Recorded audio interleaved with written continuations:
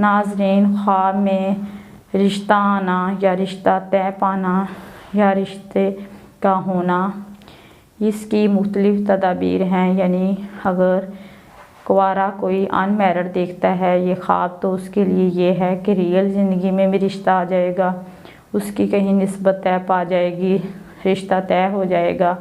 اور اگر شادی شدہ انسان دیکھتا ہے تو اس کے لیے یہ ہے کہ اسے اللہ تعالیٰ اولاد سے نواز دے گا، اور اگر اولاد ہے تو پھر اسے حلال رزق کی طرف اشارہ ہے کہ حلال رزق اللہ تعالیٰ دے گا، اسے مال و دولت عطا کر دے گا۔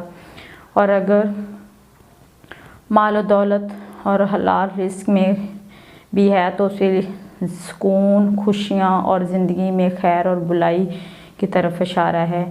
اور اگر بعض اوقات یہ ہوتا ہے کہ انسان کافی سال شادی کی کوششوں میں لگے ہوئے ہیں، گھر میں رشتہ آ رہے ہیں، جا رہے ہیں، لیکن رشتہ طے نہیں کہیں پا رہا، اور کافی سال رشتہ نہیں ہو رہا کہیں، تو یہ خیالات ہیں۔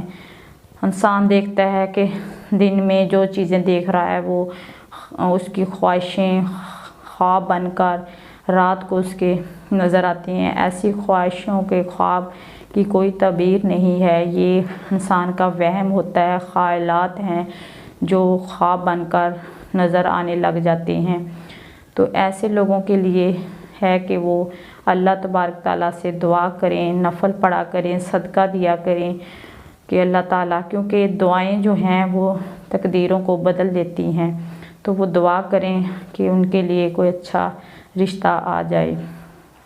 اللہ تبارک تعالیٰ ہمیں ایسے نیک اعمال کرنے کی توفیق دے۔